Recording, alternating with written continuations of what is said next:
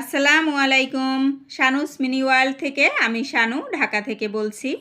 যে যেখান থেকে আমার ভিডিও দেখছেন আশা করি সবাই অনেক বেশি ভালো আছেন। আমিও আলহামদুলিল্লাহ খুব ভালো আছি।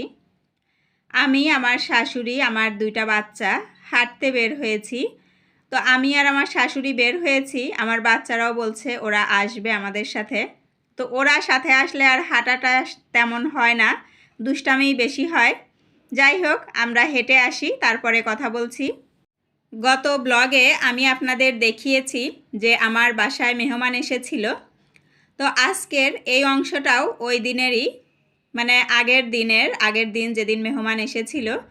তো আমি সাদা ভাত করেছিলাম আর সাথে ছিল মাছ আর গরুর মাংস, একটু সবজি।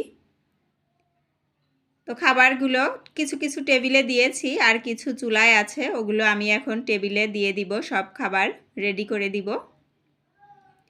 শুটকি মাছও রান্না করেছিলাম একটু। এর পরের দিন মেহমানরা তো চলে গিয়েছে, তো কিছু কাপড় চোপড় ধোয়া হয়েছিল, ওগুলো আমি ভাঁজ করে নিয়েছি। এখন যার যারটা তার ড্রয়ারে রেখে দিব, ওয়ারড্রপের ড্রয়ারে। তো এখানে বিছানার চাদরগুলো আমি রাখি, বিছানার চাদর কাঁথা।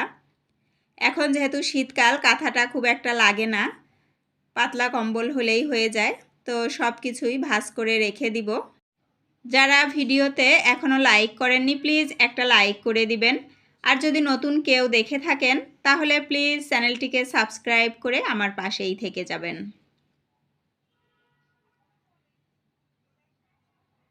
আর আমি রুটি বানিয়েছিলাম, দেখিয়েছিলাম আপনাদের এর আগের একটা ব্লগে, যে চাউলের গুঁড়া দিয়ে রুটি বেলে কোনো টিস্যু ছাড়া, কোনো কিছুর সাহায্য ছাড়াই নর্মাল ফ্রিজে 3-4 দিন রুটি সংরক্ষণ করতে পারবেন।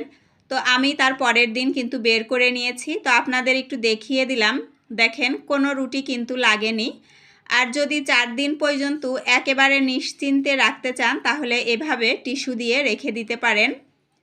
আমি রাখি, এই জন্যই আমি আপনাদের বললাম। অনেকেই আছেন যে ফ্রেশ রুটি খেতে চান, ডিপ ফ্রিজে সংরক্ষণ করা অথবা একটু ভেজে রাখা এপাশ ওপাশ করে।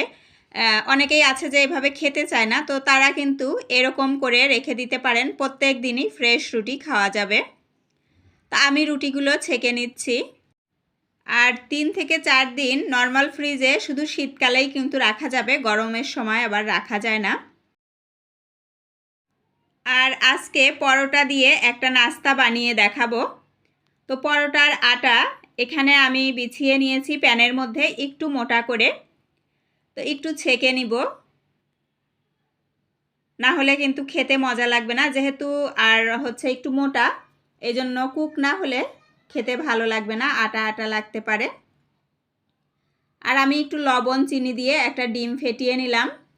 তো আমার এক সাইডটা হয়ে গিয়েছে, উল্টিয়ে নিলাম। এরপরে এখন আমি একটু সস দিয়ে দিব। এটা আমার হোমমেড সস, যদিও আমি নিজে করিনি, ভাবি করে আমাকে পাঠিয়েছে। বাসায় একটু বাসি নুডলস ছিল, তো বাচ্চাদেরকে আর খেতে দিব না, তো ভাবলাম এই নুডলস দিয়ে একটা নাস্তা বানিয়ে দেই। তো সসটা দিয়ে এখন আমি এর উপরে ডিম দিয়ে দিব। ডিমটা দিয়ে একটু ঢাকা দিয়ে দিব যেন এই ডিমটা কুক হয়ে যায়।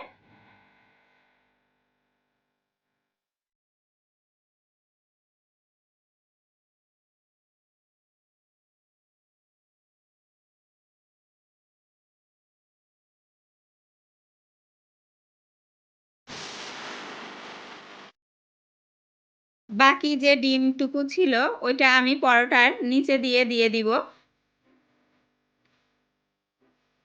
উপরে আর দিব না, উপরে দিলে এটা আর জমাট বাঁধবে না, যেহেতু পরোটার এটা একটু মোটা করে করেছি, এজন্য নিচে দিয়ে দিচ্ছি, খেতে আর একটু মজা লাগবে।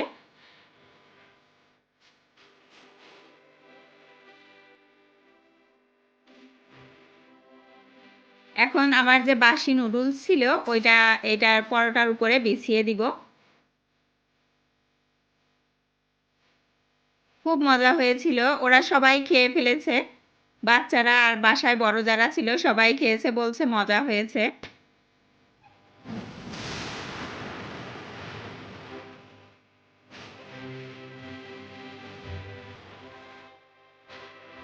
এখন একটু চিজ দিয়ে দিব।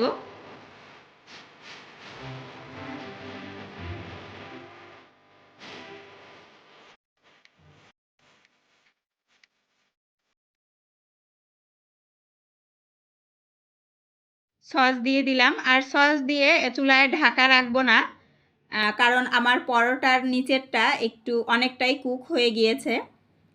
যদি চুলার উপর আরও রাখি তাহলে এটা পুড়ে যেতে পারে, যার জন্য আমি নামিয়ে এখন ওভেনে দিব।